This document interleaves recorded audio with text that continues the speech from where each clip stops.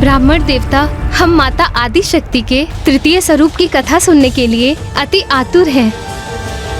माता आदि शक्ति की तृतीय स्वरूप है माता चंद्रघंटा। माता चंद्रघंटा। माता चंद्रघंटा।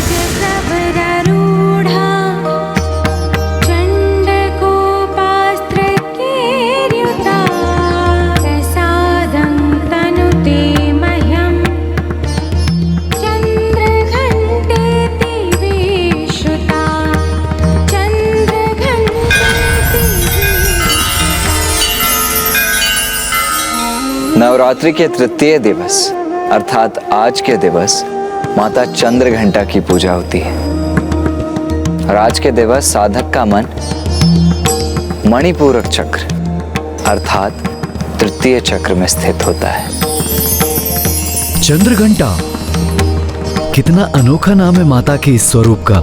महाराज, माता चंद्रघंटा का ललाट अर्धचंद्र के टीके से सुशोभित है, इसलिए इन्हें चंद्रघंटा कहा जाता है। इनका अति सुंदर स्वर्णिम वर्ण है और इनके अनेक हाथ भांति भांति के अस्त्र शस्त्र से सुसज्जित हैं।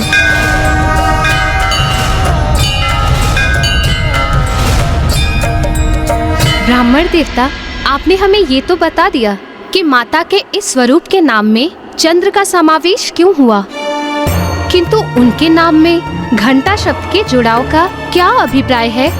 इस प्रश्न का उत्तर देने हेतु मुझे आपको माता चंद्रघंटा स्वरूप के उजागर होने की कथा सुनानी होगी। ब्राह्मण देवता, कृपया करके ये कथा सुनाइए। माता पार्वती और महादेव का विवाह संपन्न हुआ और विधि विधान के अनुसार माता पार्वती की अपने मायके से विदाई हुई।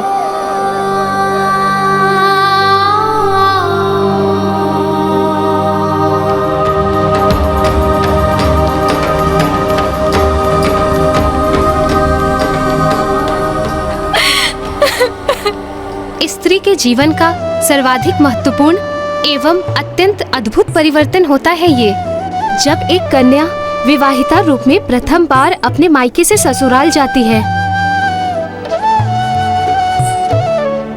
तो इस प्रकार एक ओर माता पार्वती अपने नवीन निवास कैलाश की ओर प्रस्थान कर रही थी, तो वहीं दूसरी ओर तारकासुर अपनी मायावी नगरी शोणितपुर के रूप में अपने नवीन निवास का निर्माण पूर्ण कर चुका था।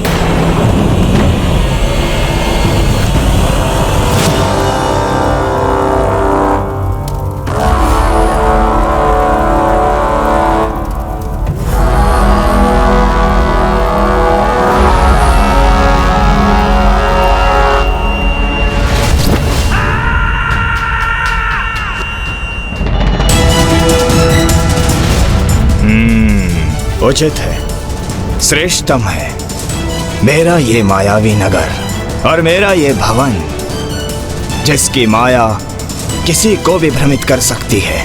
मेरा सिंहासन सर्वथा सुरक्षित है, कोई नहीं पहुंच सकता मुझ तक। महाराज, आपके लिए एक शुभ समाचार है। अभी नहीं अट्टासुर, बाद में बताना। आज अति आनंदित हूं मैं, क्योंकि आज मेरे शोणितपुर का निर्माण संपन्न हुआ है। इतनी कठिनाई से यह समाचार लाया हूँ और महाराज ने सुना भी नहीं। क्षमा करें महाराज, किंतु ब्रह्मदेव के वचनों से प्रभावित होकर अपने स्वर्ग का परित्याग कर दिया और उन्हीं के सुझाव से अपने सोनितपुर का भी निर्माण किया। किंतु ये क्या आवश्यक है महाराज? मेरा अर्थ है, ये नगरी सुंदर है, उत्तम है, किंतु ऐसा क्या विशेष है इस नगरी में? कदाचित तुम्हारा विचार उचित है रात्रिसुर, किंतु अब मेरे शोणितपुर का निर्माण हो चुका है, तो फिर अब इस प्रश्न को उठाने का कोई स्थान नहीं। तो क्यों ना हम इसका आनंद उठाएं? कितना मूर्ख है असुरराज तारकासुर, स्वर्ग त्याग दिया इस व्यर्थ के छद्म भवन के लिए।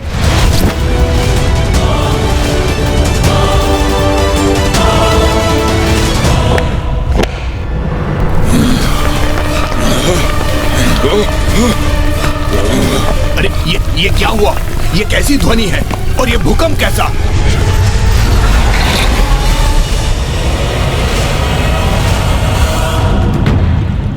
मदिरा, ये तो अत्यंत अद्भुत प्रवाह है मदिरा का। आनंद आएगा अब। आओ आओ, आनंद मनाए हम। रात्रिसुर, तुम मेरे निष्ठावान सेवक हो, मेरे अति विशेष मंत्री हो, तो जाओ और जाकर मदिरा पान का आनंद लो। धन्यवाद असुरराज।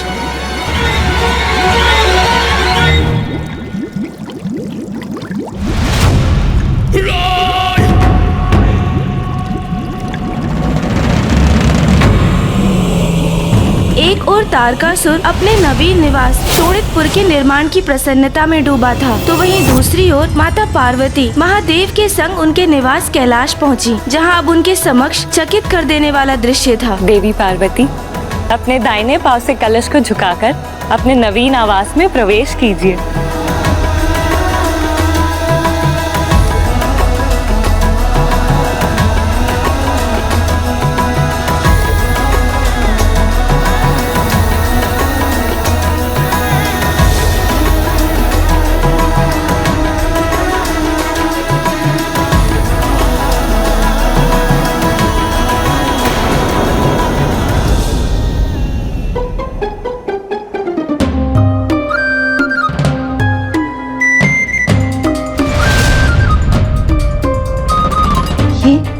ये सब क्या?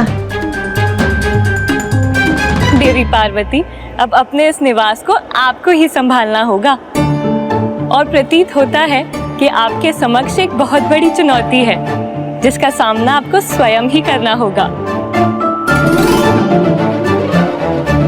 अब आप मुझे आज्ञा दीजिए।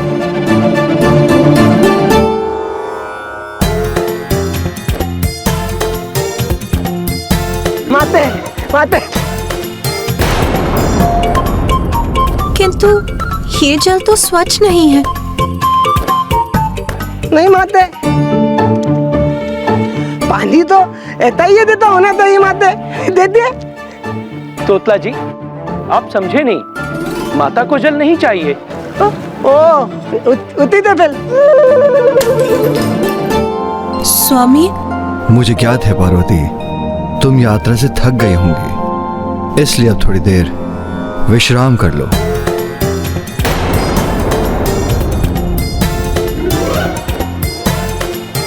विश्राम करो? किंतु कहाँ?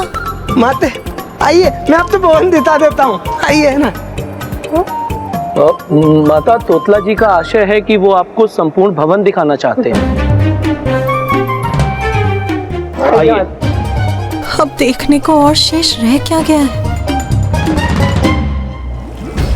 देख क्या रहे हो रात्रिसुर, पियो उसे।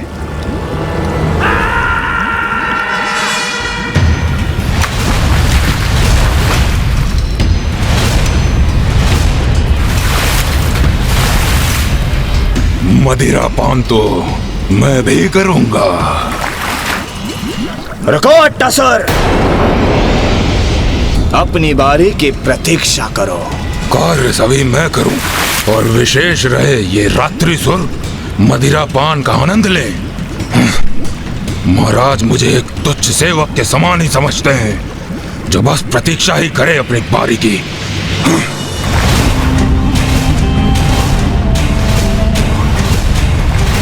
ये क्या, मदिरा में मेरी छवि?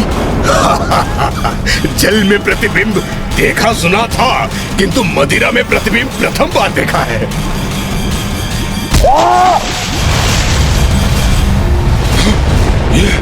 ये क्या हुआ? ये तो मदिरा में ही समाहित हो गया।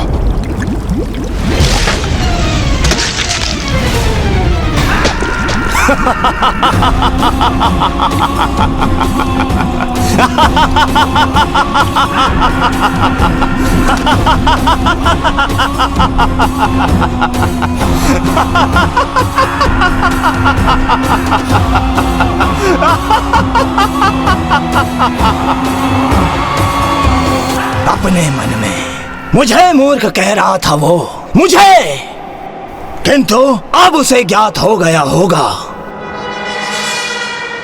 कि शोणितपुर में क्या विशेषता है। मायावी है मेरा शोणितपुर, मायावी। एक ऐसा मकड़ जाल जिसमें एक बार जो कोई फंसा तो फिर एक कीट पतंग के समान उसमें फड़फड़ाता रहेगा, किंतु वहां से मुक्त नहीं हो पाएगा।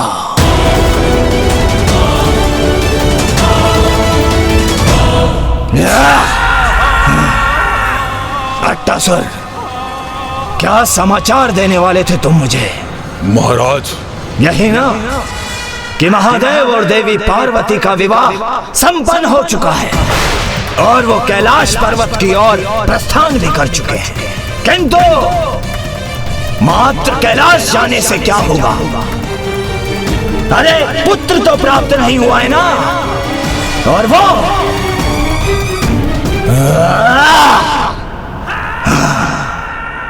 मैं कदापि संभव नहीं होने दूंगा।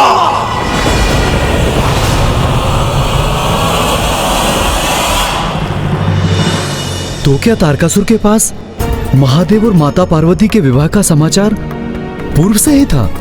हाँ, किंतु तारकासुर को इसकी कोई चिंता नहीं थी, क्योंकि शोणितपुर का निर्माण तो हो चुका था और अपनी इस मायावी नगरी में उसे स्वयं के सुरक्षित होने का आभास भी हो रहा था।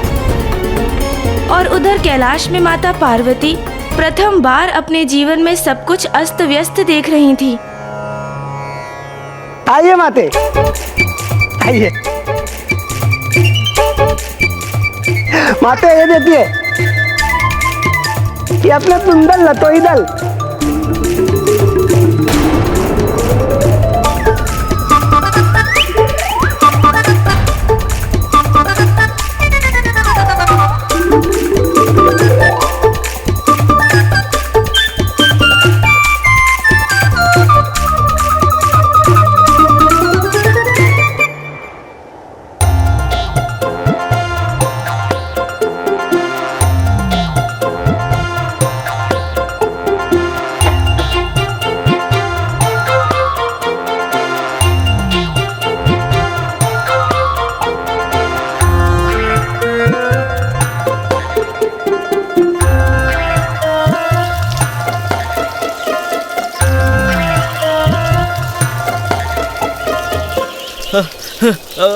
माता, आपके लिए मैं फल लाऊं? देता लदा माते।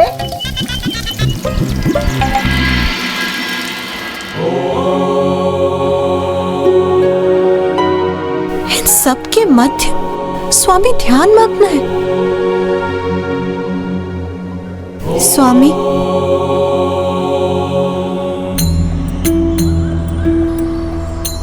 क्या हुआ उमा? स्वामी, हमारा भवन, हमारे भवन की अवस्था। क्या हुआ हमारे भवन को? मेरा अर्थ है, ये सभी ऐसा क्यों है यहाँ?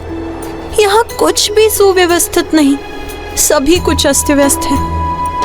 इतनी धूल एकत्रित है यहाँ, और रसोई गृह में पात्र भी छिन्न भिन्न है, और इतना मैला है वहाँ।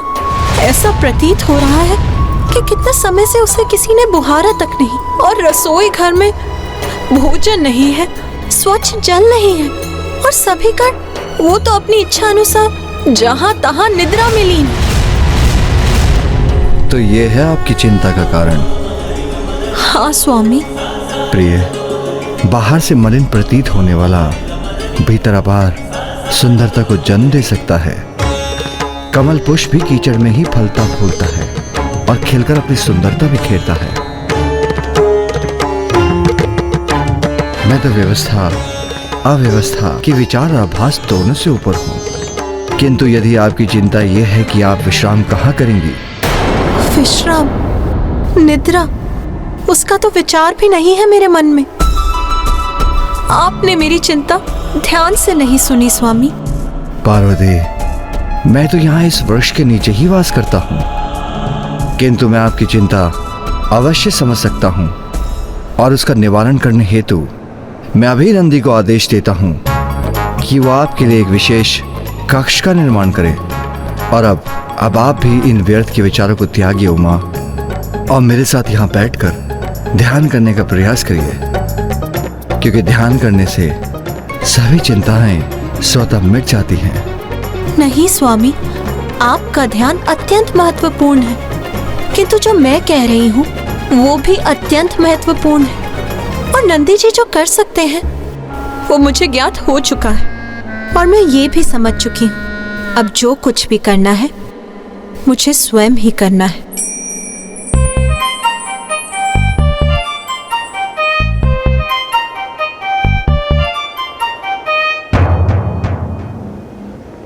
आप ध्यान कीजिए स्वामी, और मुझे यहाँ की अवस्था पर ध्यान देने दीजिए। यहाँ अब सब कुछ मुझे ही उचित करना होगा।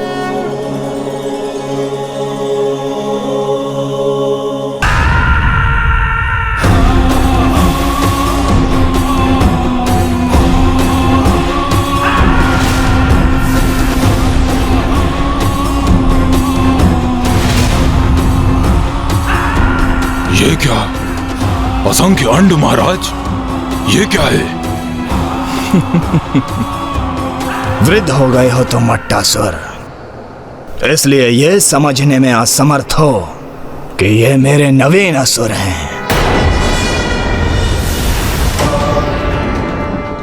ये कैसे असुर महाराज, जिनके ना हाथ है, ना पांव है और ना ही मुख है?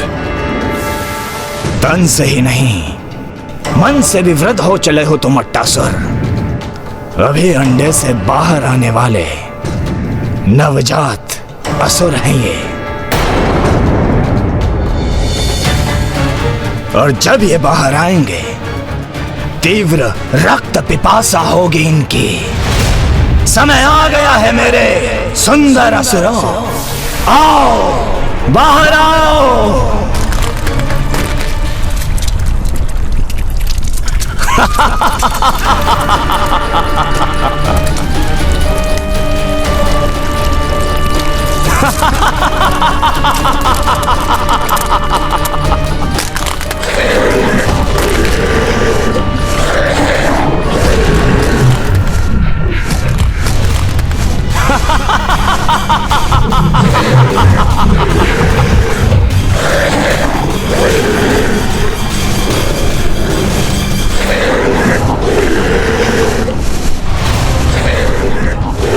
देखो, मेरे नवीन स्वामी भक्त असुर हैं ये। जाओ, पूर्ण करो अपने जीवन का उद्देश्य। आक्रमण करो कैलाश पर्वत पर, अंत करो देवी पार्वती का।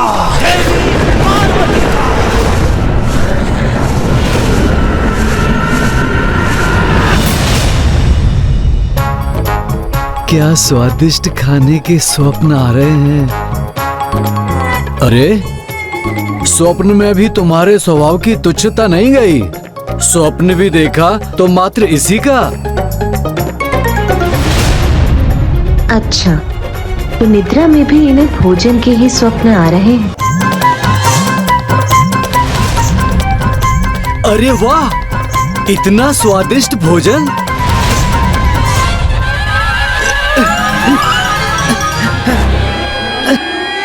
रुक जाओ, कोई आगे नहीं बढ़ेगा, कोई इस भोजन को स्पर्श नहीं करेगा। क्या हुआ माता? सब कुशल तो है ना?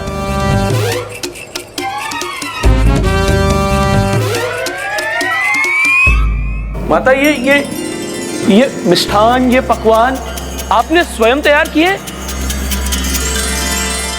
माता, सत्य कहूं तो आज के पूर्व इस रसोई गृह में ऐसा कभी भी कुछ नहीं पका, और ये तो अत्यंत सुंदर प्रतीत हो रहा है।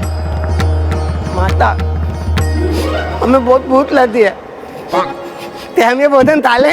हाँ हाँ, अवश्य करो। रुको, किंतु सर्वप्रथम स्नान करो, उसके बाद इस संपूर्ण स्थान को बुहारो।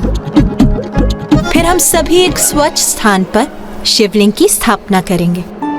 फिर प्रभु की पूजा के बाद सर्वप्रथम महादेव के भोजन प्राप्त करने के बाद मैं तुम सभी को भोग प्रदान करूंगी। जो आज्ञा माता।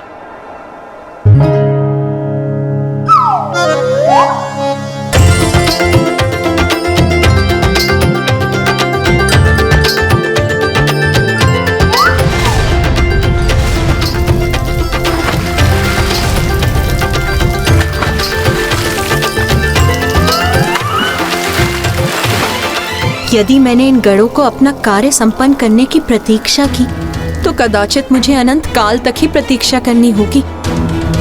मैं पूजा की तैयारी आरंभ करती हूँ। माता ये लीजिए पूजा की सामग्री।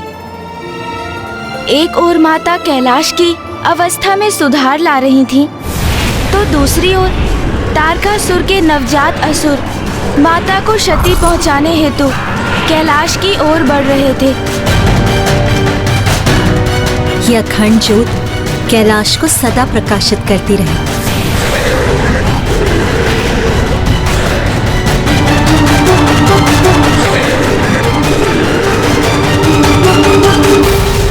तो क्या तारकासुर के वे नवजात असुर माता को क्षति पहुंचाने में सफल हो गए थे ब्राह्मण देवता?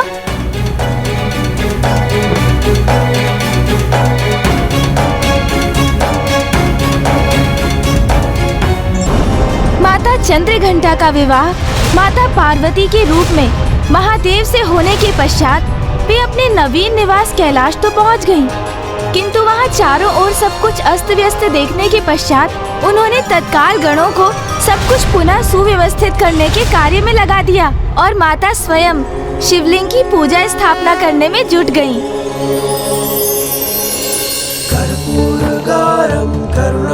माता संसार सारम भुजगेंद्रहारम सदा वसंतम हृदयारविंदे भवं भवानि। माता ये लीजिए पूजा की सामग्री। एक ओर माता कैलाश की अवस्था में सुधार ला रही थीं, तो दूसरी ओर तारकासुर के नवजात असुर माता को क्षति पहुंचाने हेतु कैलाश की ओर बढ़ रहे थे। ओम नमः शिवाय, ओम नमः शिवाय। यह अखंड ज्योत कैलाश को सदा प्रकाशित करती रहे और मेरे निवास से अंधकार और बुरी शक्तियों को सदा दूर रखे।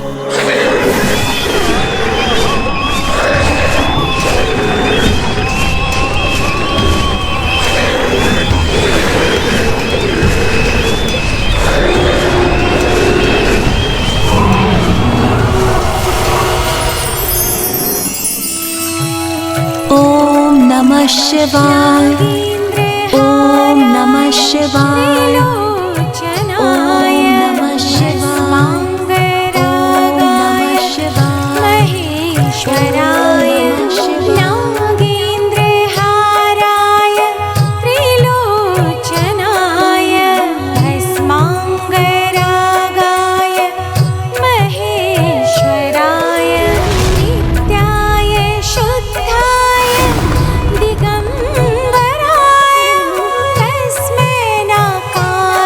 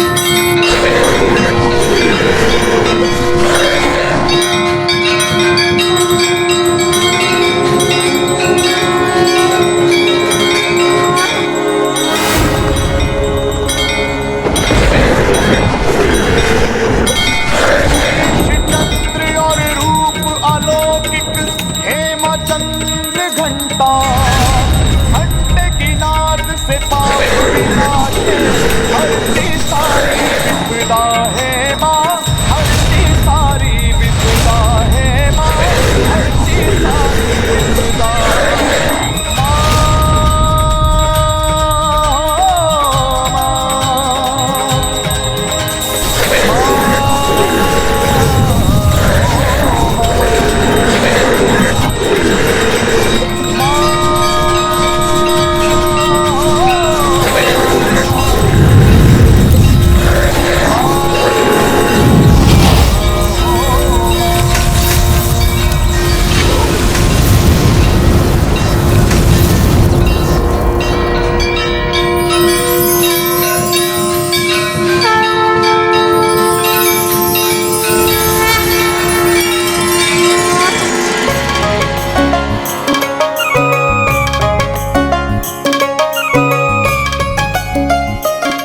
भी गृह में सद्गृहिणी प्रातः और सायंकाल नियमित रूप से घंटा बजाकर ध्वनि उत्पन्न करती है, उस गृह से सभी प्रकार की बुरी शक्तियां दूर रहती हैं। यही माता ने भी किया। उन्होंने फिर घंटे की ध्वनि से कैलाश में अब तक व्याप्त समस्त नकारात्मक ऊर्जाओं को दूर किया, और इसलिए माता के तृतीय स्वरूप का नाम है माता चंद्र घंटा। माता चंद्र घंटा नारी की उपस्थिति की महत्व की प्रतीक है, जिससे भवन मात्र भवन न रहकर गृह बनता है। और माता के कैलाश आने के पूर्व महादेव एक तपस्वी का जीवन व्यतीत कर रहे थे। माता ने ही उन्हें वन गृहस्थ आश्रम की ओर अग्रसर किया, जिसके अनुरूप उनके निवास और उनके जीवन को व्यवस्थित किया और कैलाश को अखंड ज्योति से प्रकाशित किया। इतनी तपस्या के उपरांत माता को महादेव का साथ प्राप्त हुआ था, किंतु वास्तव में तो उनके तप का सुफल तो माता के रूप में महादेव को ही प्राप्त हुआ था। अब माता के जीवन का तृतीय चरण आरंभ हो चुका था। माता का ये रूप परम शांतिदायक और कल्याणकारी है। इनका ध्यान हमें लोक और परलोक दोनों में ही सुख सद्गति प्रदान करता है। देवी चंद्र घंटा की आराधना से साधक में वीरता निर्भयता के साथ साथ सौम्यता और विनम्रता का भी विकास होता है। माता चंद्र घंटा का ध्यान करने से साधक का तृतीय चक्र अर्थात मणिपूरक चक्र जागृत होता है।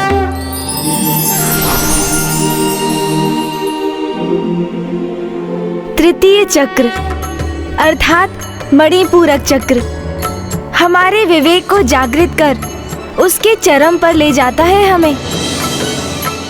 और जब हमारी कुंडलिनी के इस चक्र में ऊर्जा का प्रवाह होता है, तो हम अपने पूर्व के निर्णय के उचित और अनुचित पर पुनः विचार करने पर विवश हो जाते हैं। महाराज, माता, अब आप भी माता का ध्यान कीजिए। अवश्य। पिंड जज प्रवरारूढ़ा चंड कोपास्त्र केर्युता प्रसादं तनुते मह्यं चंद्रघंटेति विश्रुता। महादेव, काशी में एक ही राजा हो सकता है। यदि मुझे यहाँ राज्य करना है तो आपको यहाँ से प्रस्थान करना होगा।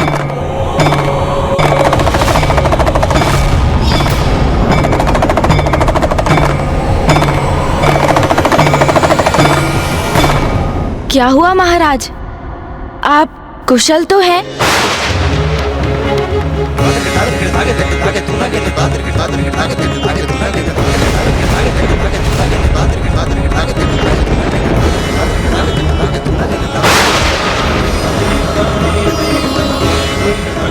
ऐसा क्यों आभास हो रहा है मुझे कि जैसे मुझसे कोई बहुत बड़ी भूल हो गई हो।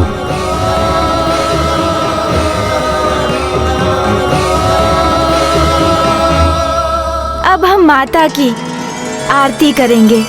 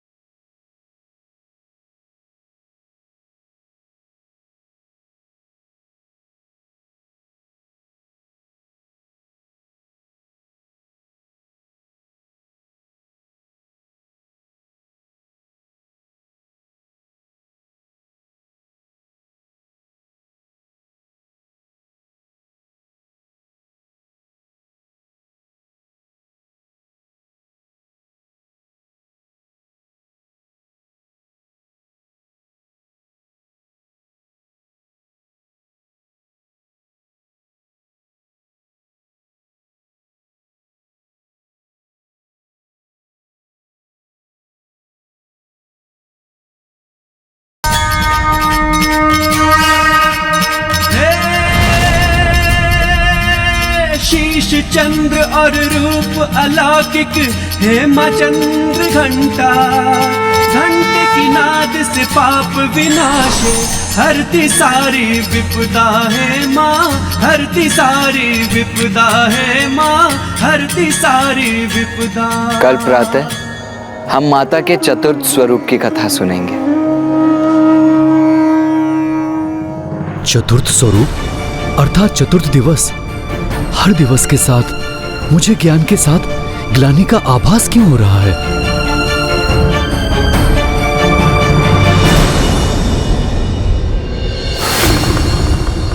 रामदेव, ये मेरी कल्पना मात्र है अथवा महाराज देवदास के मन में कोई संशय उत्पन्न हुआ जिसके कारण वो तनाव में आ गए? नहीं देवराजेंद्र, ये मात्र आपकी कल्पना नहीं है। जैसे जैसे महाराज देवदास के चक्र जागृत हो रहे हैं और वो देवी पार्वती और महादेव के भिन्न भिन्न कथाओं का श्रवण कर रहे हैं, उनके भीतर जागरूकता का प्रवाह हो रहा है। ये जितना शीघ्र हो उतना ही उचित है। मुझे तो मात्र यही आशा है कि जब तक उन्हें सत्य का, अपने कृत्य के परिणाम का पूर्ण बोध हो, सृष्टि के लिए अधिक विलंब ना हो चुका हो।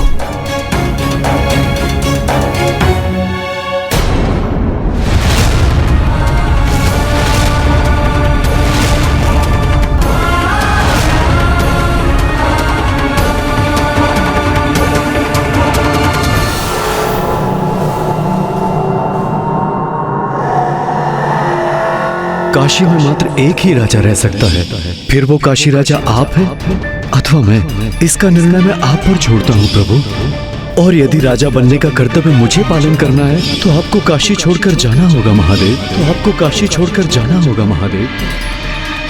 नाथ,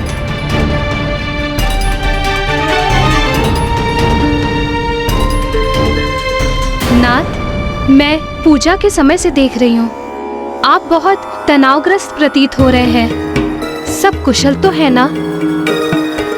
मैं तो माता के अगले स्वरूप की कथा श्रवण करने की प्रतीक्षा कर रही हूँ। आपको तो ज्ञात ही है, इतने अनेक प्रकार से मैं भी माता की यात्रा में स्वयं की यात्रा ही देख रही हूँ।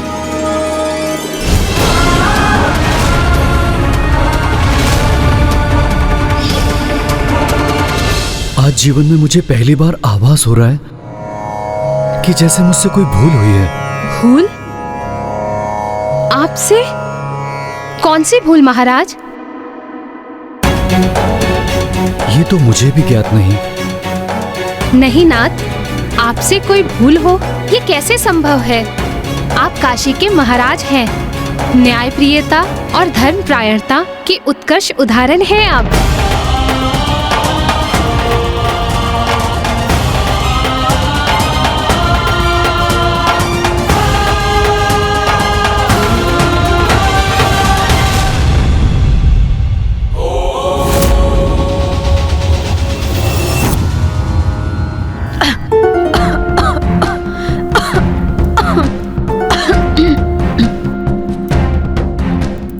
माता आदिशक्ति, मुझे शक्ति दीजिए कि मैं यहाँ बंदी रहने की अपार पीड़ा सह सकूं।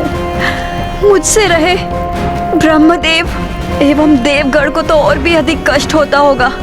मुझे इतना बल दीजिए माता कि आपके आशीर्वाद से यहाँ से मुक्त होने तक मैं यहाँ स्थिरता से रह सकूं। वाह वाह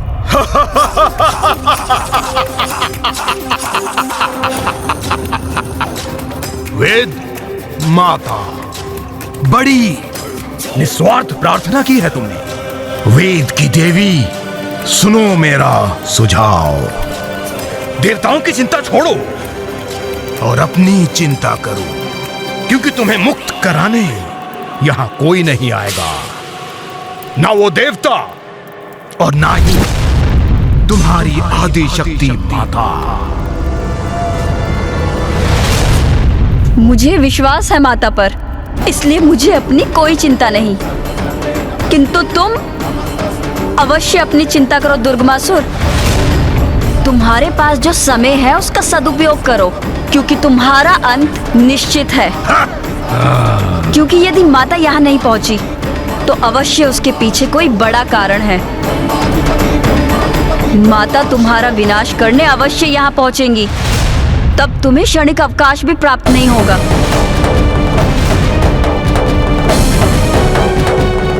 आदि शक्ति नमो नमः, रक्षा कीजिए माता। बड़ा दम है ना इन्हें अपनी माता की शक्ति का। तो मैं भी देखता हूँ वो कब यहाँ पहुँचती है और क्या करती है।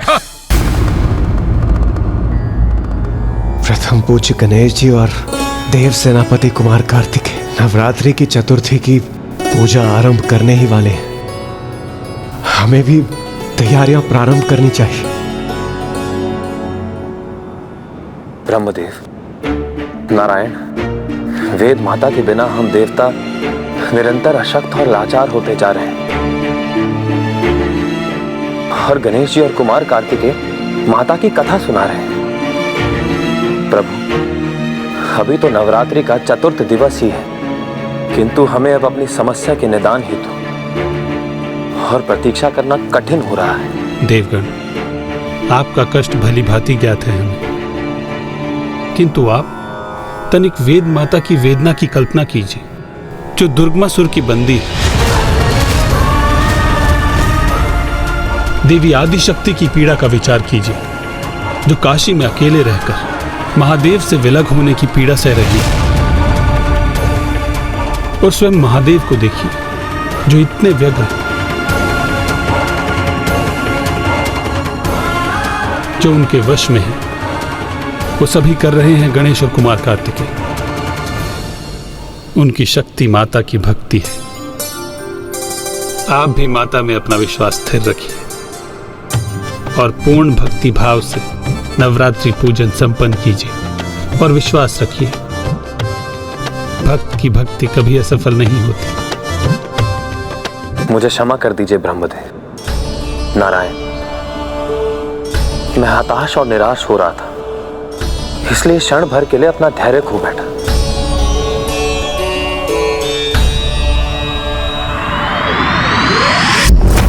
आज नवरात्रि का चतुर्थ दिवस है। माता कुष्मांडा माता की चतुर्थ स्वरूप हैं, जिनकी पूजा हम आज करेंगे। ब्रह्मांड का जन्म माता कुष्मांडा की मंद मुस्कान से ही हुआ था। माता की मंद मुस्कान से? हाँ माता, ये उस समय की बात है जब चहुं दिशाओं में मात्र अंधकार ही व्याप्त था। सृष्टि का कहीं कोई चिन्ह मात्र भी नहीं था।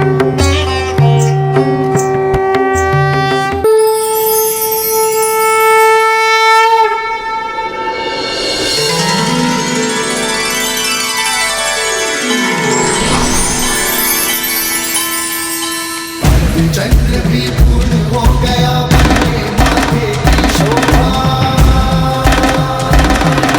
त्रिलोचन भी काल की जग में लागे अलौकिक है आभा। स्वामी, आयुष्मान की है और नीलकंठ कहलाए, जटा में धारण करके गंगा जल की प्यास बुझाए।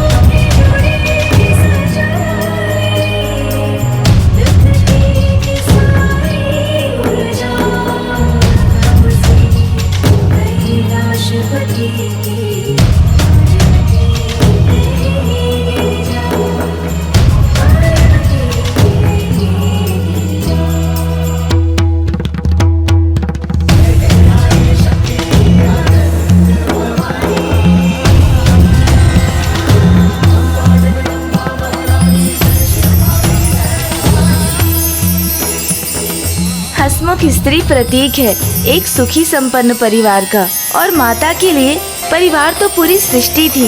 इसलिए महादेव के साथ उनकी हंसी और मुस्कान ने अंधकार को दूर कर एक नवीन सृष्टि को जन्म दिया।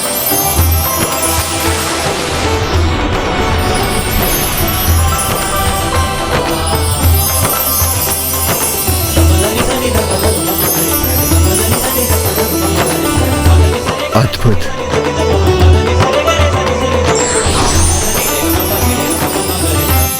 माता ने अपनी मंद मुस्कान से संपूर्ण सृष्टि को प्रकट कर दिया था। पृथ्वी, ग्रह, सूर्य, तारे, आकाश गंगा। किंतु सृष्टि को जीवन हेतु सूर्य देव के प्रकाश की आवश्यकता थी, तो माता ने स्वयं को सूर्य के मध्य स्थित किया और उनकी जीवनदायिनी ऊर्जा और प्रकाश की स्रोत बनी।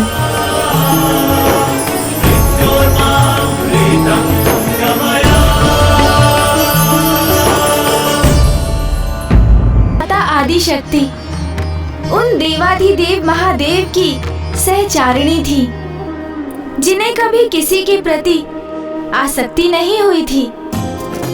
अब उन्हीं महादेव का स्नेह पाकर माता अत्यंत प्रसन्न थी, और उसी प्रसन्नता से माता के शरीर से जो दिव्य तरंगे प्रस्फुटित हुई, उसने अंधकार को दूर कर एक नवीन प्रकाशमय सृष्टि की रचना करने आरंभ कर दी।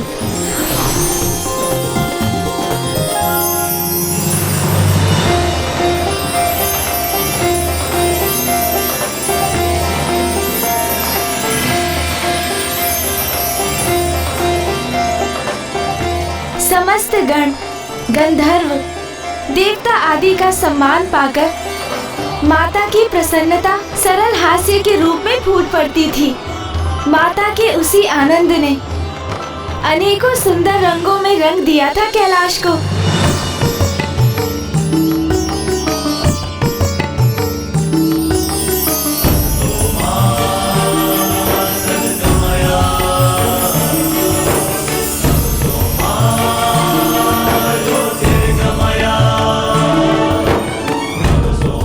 माता के आगमन से समस्त कैलाश में आनंद का नाद गूंज उठा है। ऐसा प्रतीत होता है मानो माता ने एक नवीन कैलाश का सृजन किया हो।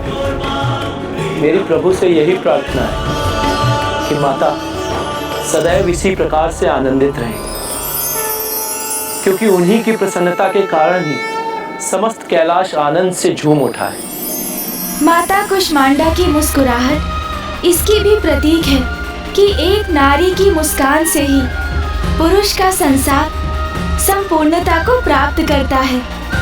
जहाँ नारी प्रसन्न होती है, वो गृह भी प्रसन्नता से परिपूर्ण होता है, और जहाँ नारी दुखी रहती है, उस गृह में सुख और चैन स्थापित नहीं होता।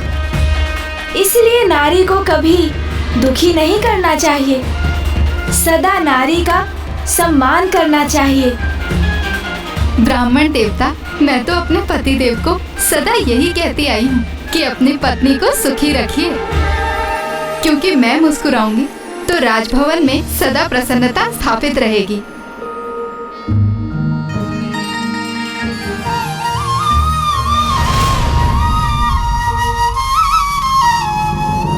ये कैसी विचित्र विडंबना है कि जिनकी मुस्कुराहट से सृष्टि उजागर हुई, आज उन्हीं माता आदिशक्ति की मुस्कान उनसे छिन चुकी है, और ये सब महाराज देवोदास के कारण हुआ है।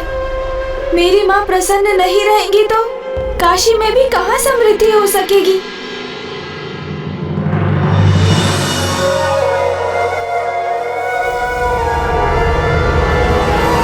और ये भी कहा जाता है कि जहाँ नारी की पूजा होती है, देवता भी वहीं वास करते हैं।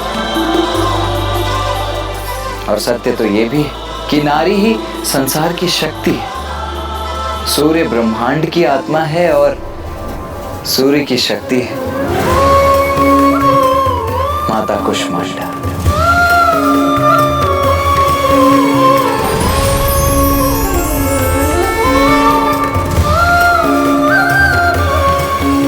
माता कुष्मांडा हृदय के चक्र में वास करती है, जिसे अनाहत चक्र भी कहा जाता है।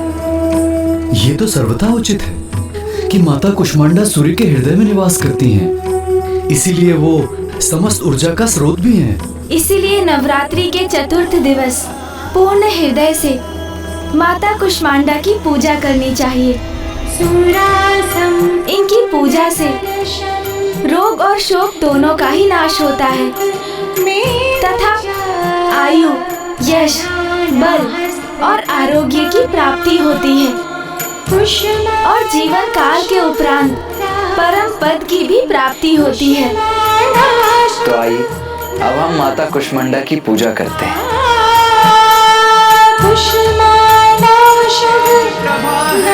हे माता कुष्मांडा, इस ब्रह्मांड की रचना तुझसे सूर्य की उष्मा है माँ, तुझसे सूर्य की उष्मा है माँ, तुझसे सूर्य की उष्मा।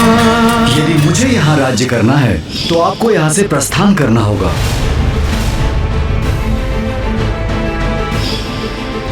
उस दिवस भी जगत पिता महादेव मुझे ऐसे देख रहे थे जैसे अपने प्रिय पुत्र को देख रहे हो।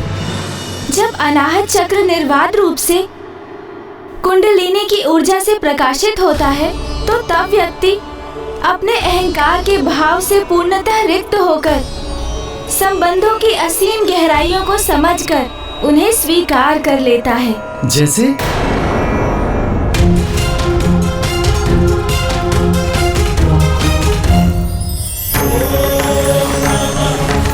जैसे महादेव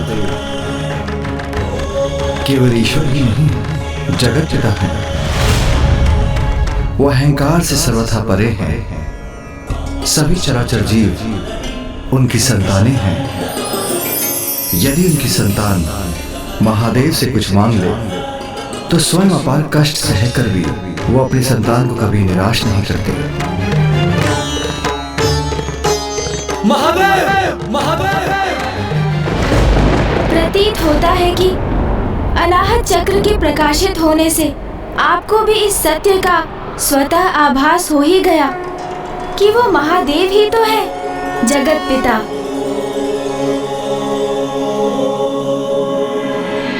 अब हम माता की आरती करेंगे।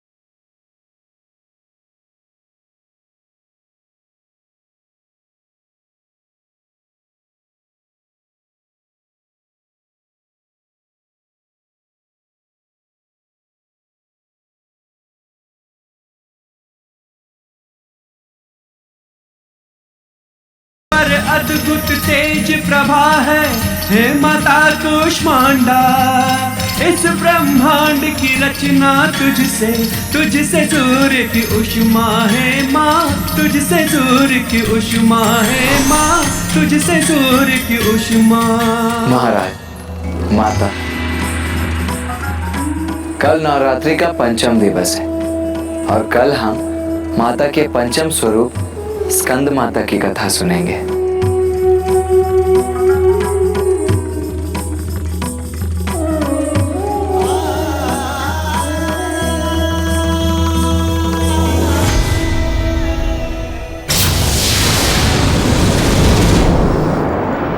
माता, जब प्रत्येक दिवस मैं और भैया महाराज देवोदास और माता सरला को आपकी कथा सुनाते हैं तो हमें इसका एक गहरा आभास भी होता है कि पिताश्री को प्राप्त करने के लिए आपने कितने कष्ट सहे हैं और हम आपकी भक्ति में पूर्ण रूप से डूब जाते हैं। पुत्र, वो कष्ट कहाँ जो मेरे लिए आशीर्वाद बने। तब से मुझे महादेव का सानिध्य प्राप्त हुआ और उनसे विवाह के उपरांत कैलाश मेरा निवास बना। और पुत्र, कल तुम एक ऐसी कथा कहने जा रहे हो जो मेरे हृदय के अत्यंत निकट है, मुझे अत्यंत प्रिय है। मेरे मातृत्व के सुख को प्राप्त करने की कथा, जब मुझे कार्तिकेय पुत्र रूप में प्राप्त हुआ।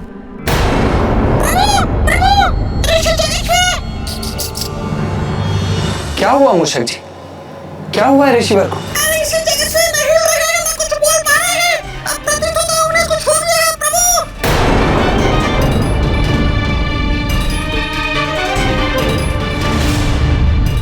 जाओ पुत्र, वहां जाकर अपना कर्तव्य निभाओ।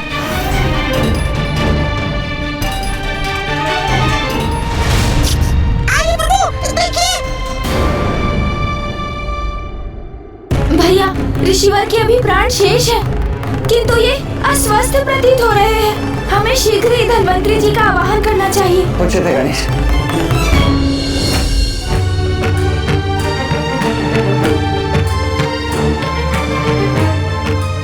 मैं इनके मुख में एक औषधि डालता हूँ। किंतु धन्वंतरी जी, ऋषिवर तो कुछ भी ग्रहण नहीं करेंगे।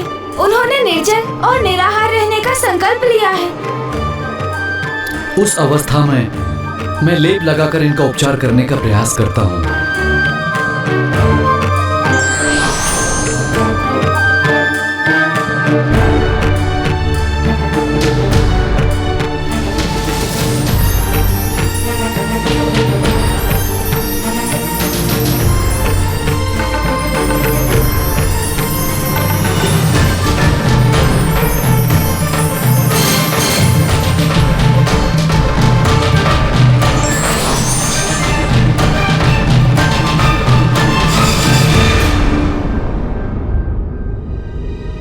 गणेश जी, कुमार कार्तिकेय जी, मैंने इन्हें लेप तो लगा दिया है, किंतु इनकी अवस्था अत्यंत गंभीर है। बस किसी प्रकार ये जीवित वर हैं। पिताश्री के दर्शन करने के लिए ही ऋषिवर के प्राण रुके हुए हैं। यदि पिताश्री ऋषि जगेश्वरी की देहावसान से पूर्व काशी नहीं लौटे तो हम पर ब्रह्म हत्या का दोष लग जाएगा। नवरात्रि का आज पंचम दिवस है और आज हम माता के स्कंद माता स्वरूप की उपासना करते हैं।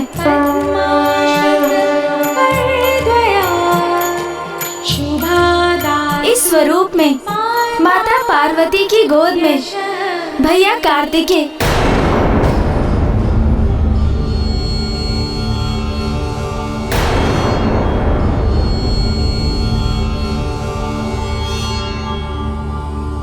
भैया? महाराज, मेरा अर्थ था कुमार कार्तिकेय, अर्थात गणेश जी के बड़े भैया। वो माता पार्वती की गोद में रहते हैं।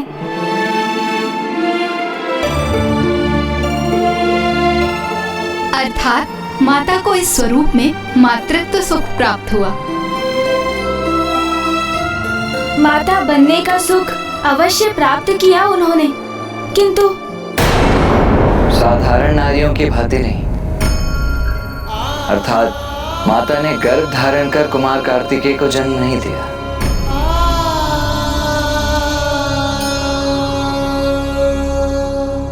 किंतु ये भी तो माँ की ही लीला थी। एक और माता पार्वती और महादेव का विवाह संपन्न हो चुका था और अब माता अत्यंत प्रसन्नता से गृहस्थीन का जीवन व्यतीत कर रही थी। उन्हें सभी सुख प्राप्त थे, किंतु संतान प्राप्ति की कामना तो अभी भी थी उन्हें। स्वामी, माता की पूर्णता तो संतान से होती है। मुझे संतान का वरदान दे स्वामी। तथास्तु। और देवताओं को तो इसी क्षण की प्रतीक्षा थी। और अब अंततः उनकी प्रतीक्षा समाप्त होने वाली थी।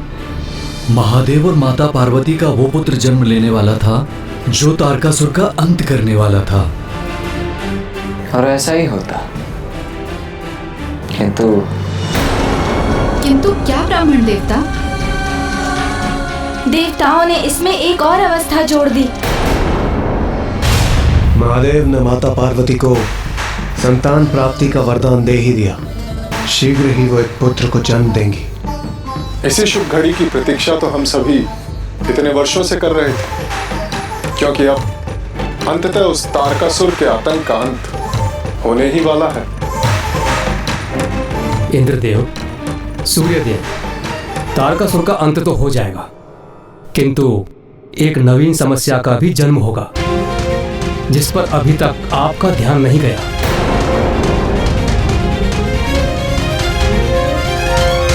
समस्या? कैसी समस्या अग्निदेव? महादेव अतुलनीय बल के सागर हैं और माता आदिशक्ति समस्त ब्रह्मांड में व्याप्त शक्ति की प्रतीक हैं। स्वयं प्रकृति है वो। महादेव और माता दोनों अनंत अपार हैं। उनके संयोग से उत्पन्न पुत्र महावीर और महायोद्धा होंगे, जिनकी शक्ति का अनुमान लगाना भी कठिन है। और उनकी अपार शक्ति यदि स्वर्ग पर लक्षित हुई तो कहीं मेरा पद ही मुझसे न छिन जाए।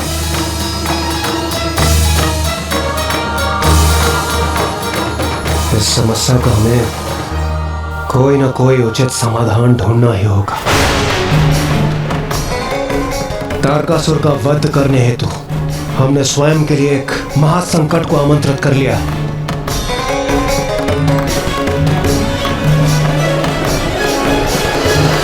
देवराज, अब इसका मात्र एक ही उपाय शेष है।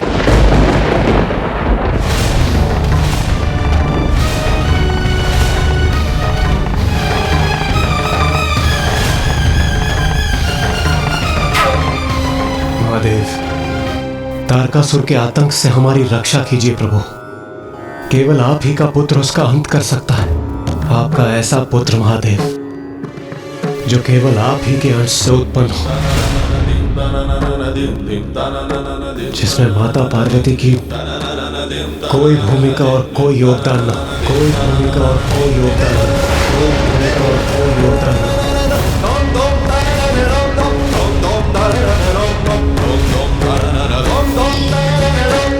स्वामी, माता की पूर्णता तो संतान से होती है। मुझे संतान का वरदान दे स्वामी।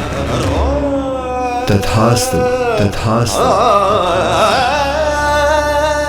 महादेव, हम पर कृपा कर हमें ये वचन दीजिए कि आपकी और माता पार्वती के सहयोग से अभी कोई पुत्र जन्म नहीं लेगा। माता की पूर्णता संतान से होती है। मुझे संतान का वरदान दे स्वामी।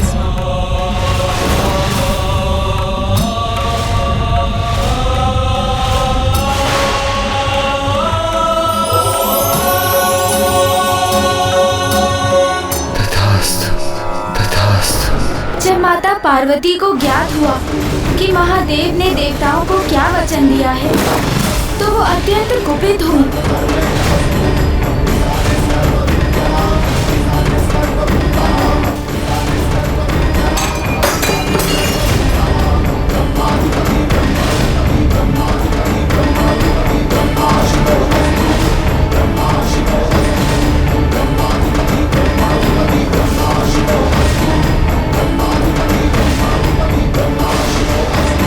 देवताओं ने महादेव से ऐसा अनुचित वरदान मांगने का दुस्साहस भी कैसे किया।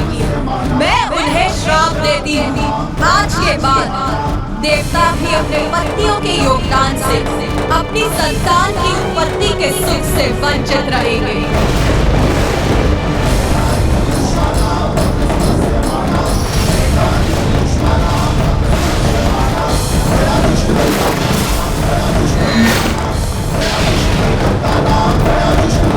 जब महादेव को ज्ञात था ब्राह्मण देवता कि माता पार्वती संतान प्राप्ति को लेकर अत्यंत उत्साहित थी, तो उन्होंने देवताओं को ऐसा वरदान क्यों दे दिया?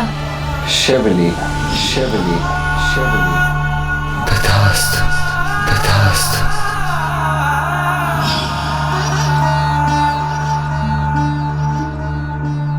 ना कुछ उनकी इच्छा के बिना हुआ है और ना कुछ उनकी इच्छा के बिना होगा।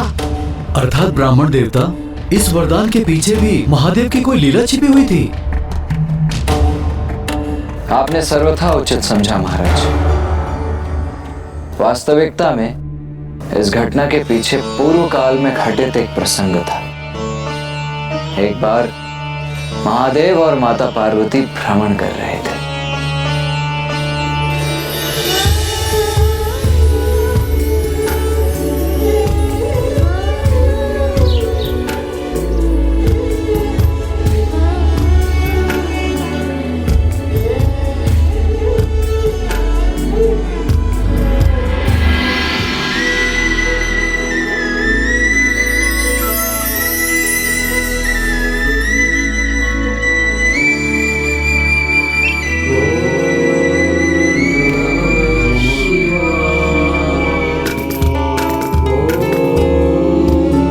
स्वामी, इस सघन वन में कौन आपकी प्रार्थना कर रहा है?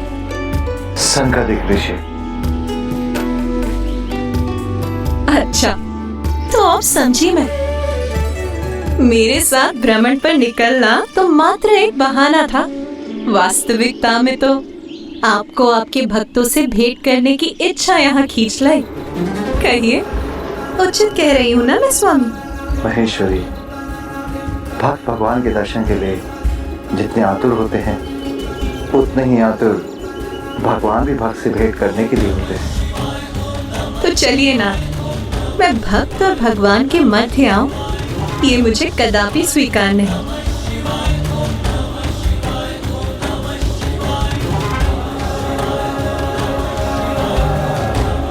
ओम नमः शिवाय।